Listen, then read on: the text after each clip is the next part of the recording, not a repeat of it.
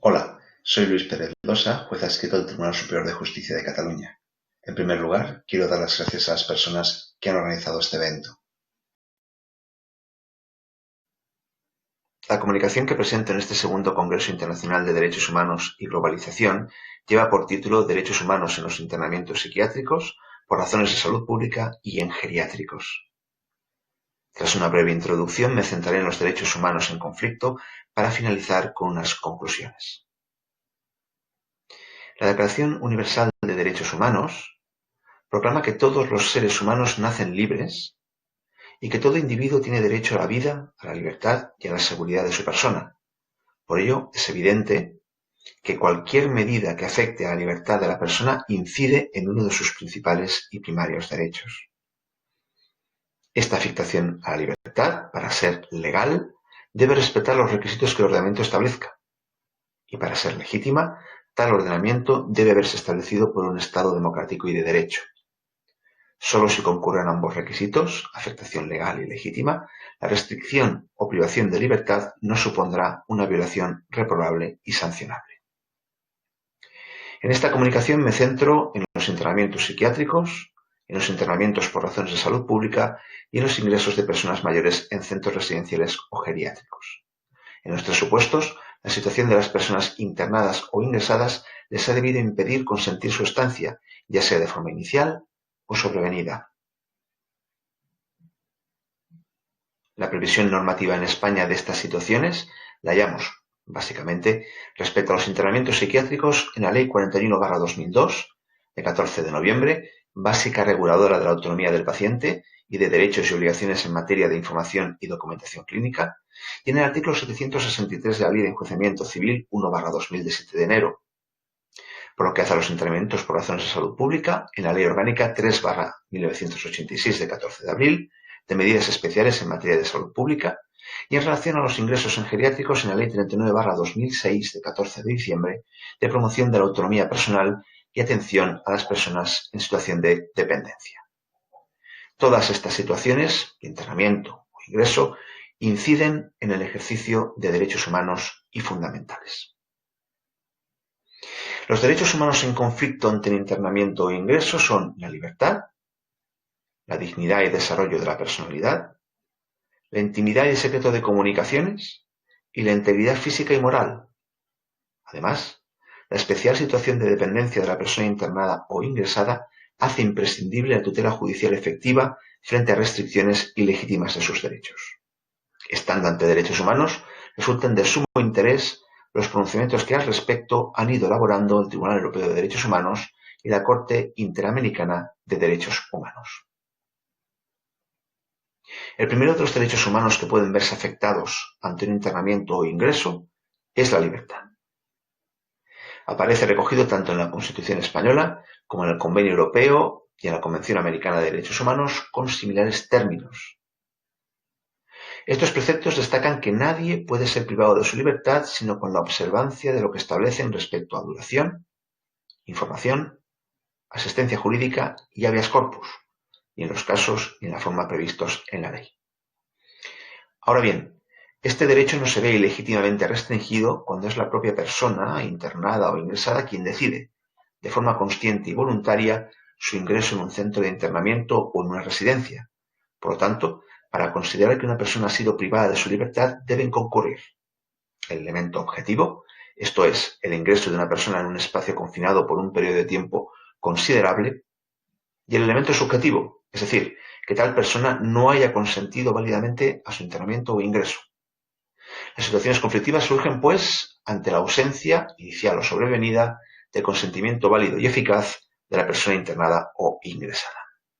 En esos supuestos, como presupuestos para la restricción legítima de la libertad, se establecen la legalidad o previsión normativa de la medida y su control, la jurisdiccionalidad, que supone intervención judicial que puede ser previa, autorizando o denegando, o inmediatamente posterior, ratificando o no, pero siempre realizando seguimiento de la medida. La necesidad, al no existir otra medida más moderada para la consecución de tal propósito con igual eficacia. Y la proporcionalidad, al derivarse de ella más beneficios o ventajas para la propia persona afectada y el interés general que perjuicios sobre otros bienes o valores en conflicto. Por último, destacar que pequeñas limitaciones o condicionantes derivados del régimen residencial, como horarios o asignación de espacios o habitaciones, inciden en la periferia del derecho a la libertad, pero no suponen por ellos mismos una afectación ilegítima a este derecho. No concurriendo los presupuestos examinados, la sentencia del Tribunal Constitucional 34/2016 de 29 de febrero declaró que no cabe regularizar lo que no es mera subsanación de formalidades administrativas, sino directa vulneración de un derecho fundamental. Por ello, sin perjuicio de adoptar las medidas pertinentes para garantizar el resto de derechos e intereses de la persona internada o ingresada de forma ilegítima, hay que dejar sin efecto tal internamiento o ingreso. Mantener internada o ingresada a una persona sin haber respetado las garantías expuestas generaría responsabilidad por los eventuales daños y perjuicios que dicho internamiento o ingreso causara, sin perjuicio de la comisión de un delito de detención ilegal del artículo 163 del Código Penal, que junto con la pena por el delito conlleva la responsabilidad ex delicto que proceda. Otro de los derechos humanos que pueden verse afectados ante un internamiento o ingreso es la dignidad. Aparece recogido tanto en la Constitución española como en la Declaración Universal y en la Convención Americana de Derechos Humanos. En particular, en la Constitución y como fundamento del orden político y de la paz social, se pone al nivel de los derechos inviolables que son inherentes a la persona, el libre desarrollo de la personalidad, el respeto a la ley y a los derechos de los demás. Las afectaciones a este derecho fundamental pueden tener su origen en causas fisiológicas, que pueden descontrolarse con la toma de medicación o el paso de los años, pero también por evidentes malos tratos, ya sean de palabra o de obra, por acción u omisión. Volveremos sobre ello al tratar del derecho a la integridad. Junto con la dignidad aparece el libre desarrollo de la personalidad, siendo las relaciones afectivas una de sus facetas más relevantes, por lo que no pueden restringirse hasta el punto de vaciar de contenido tal libertad. Por último, destacar que actuaciones enérgicas para un mejor tratamiento o reglamentar las relaciones interpersonales para no atentar contra la intimidad de las personas internadas o ingresadas diferentes de la que corresponde inciden en la periferia del derecho a la dignidad, pero no suponen por ellos mismos una afectación ilegítima. No respetar la dignidad de la persona, ya esté internada, ya esté ingresada, generaría responsabilidades por los eventuales daños y perjuicios que ello le causara, sin perjuicio de la comisión de un delito contra la dignidad del artículo 510 del Código Penal, que junto con la pena por el delito conlleva la responsabilidad ex delicto que proceda. Otro de los derechos humanos que pueden verse afectados ante un internamiento o ingreso es la intimidad. Aparece recogido tanto en la Constitución española como en el Convenio Europeo y en la Convención Americana de Derechos Humanos, si bien en estos últimos textos se hace referencia a la vida privada o familiar. En particular, por la Constitución se garantiza la intimidad personal y familiar y a la propia imagen, la inviolabilidad del domicilio y el secreto de las comunicaciones. El derecho a la intimidad aparece como una garantía contra la intromisión ilegítima en la esfera privada de la persona y como una potestad de control de la persona sobre todo el flujo de información que acceda al escenario público sobre ella. Para garantizar la salvaguarda de sus intereses en relación con las personas internadas o ingresadas, se establece una concreta regulación en la Ley 33/2011, de 4 de octubre, General de Salud Pública, en la Ley 41/2002, de 14 de noviembre, básica reguladora de la autonomía del paciente y de derechos y obligaciones en materia de información y documentación clínica, y la Ley Orgánica 3/2018, de 5 de diciembre, de protección de datos personales y garantía de los derechos digitales. Es de destacar que la distribución en espacios y habitaciones o el control de la actividad de la persona internada o ingresada pueden suponer una intromisión ilegítima en su intimidad si no se realizan bajo estrictos criterios de necesidad y proporcionalidad. No respetar la intimidad de la persona, ya esté internada, ya esté ingresada, generaría responsabilidad por los eventuales daños y perjuicios que ello le causara, como contempla la Ley Orgánica 1/1982 de 5 de mayo, sin perjuicio de la comisión de un delito contra la intimidad o el secreto de las comunicaciones de los tipificados en los artículos 197 a 201 del Código Penal, que junto con la pena por el delito conlleva la responsabilidad ex delicto que proceda. La integridad también es uno de los derechos humanos que pueden verse afectados ante un internamiento o ingreso. Aparece recogido tanto en la Constitución como en el Convenio Europeo y en la Convención Americana de Derechos Humanos. Específicamente, se establece que nadie puede ser sometido a tortura ni a tratos inhumanos o degradantes.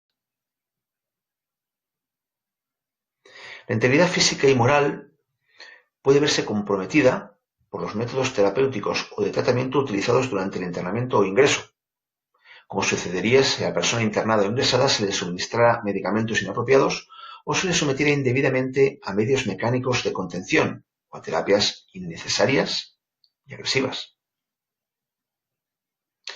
Para garantizar la salvaguarda de la integridad de la persona internada o ingresada, es exigible que toda actuación sobre ella sea necesaria, proporcional y respetuosa con la lex artis. Si se siguen los criterios expuestos, los tratamientos terapéuticos utilizados no supondrían afectación ilegítima en la integridad de la persona internada o ingresada. En otro caso, tal afectación generaría responsabilidad por los eventuales daños y perjuicios que ello le causara, sin perjuicio de la comisión de un delito de los tipificados en los artículos 147 y siguientes del Código Penal, que junto con la pena por el delito conlleva la responsabilidad ex delicto que proceda. Finalmente, la tutela judicial también aparece como otro de los derechos humanos que pueden verse afectados ante un internamiento o ingreso. Se contempla tanto en la Constitución española como en el Convenio Europeo y en la Convención Americana de Derechos Humanos. En concreto, se declara que no puede producirse indefensión, siendo que toda persona debe ser informada y asistida legalmente, debiendo poder actuar con plenitud y eficacia en un proceso que no se dilate indebidamente. La intervención judicial exige una comunicación previa de la necesidad o del hecho del internamiento o del ingreso. Tratándose de medidas adoptadas en atención a razones médicas y o que requieren valorar la conciencia y voluntad de la persona internada o ingresada, la intervención de la forensía es esencial. Como en cualquier actuación jurisdiccional, el letrado o letrada de la Administración de Justicia también debe intervenir, no solo para dar fe de cuanto se realice, sino también para informar de sus derechos a la persona internada o ingresada. Entre tales derechos, la asistencia letrada le permite una información y actuación más plena y efectiva.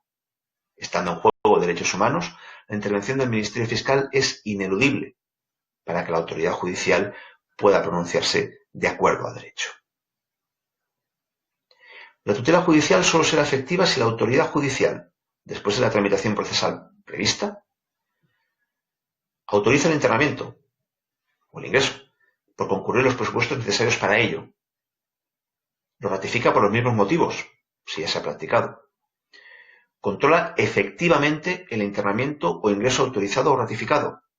Deniega la autorización o ratificación por no concurrir los presupuestos y sanciona y otorga la pertinente reparación por los eventuales perjuicios ocasionados.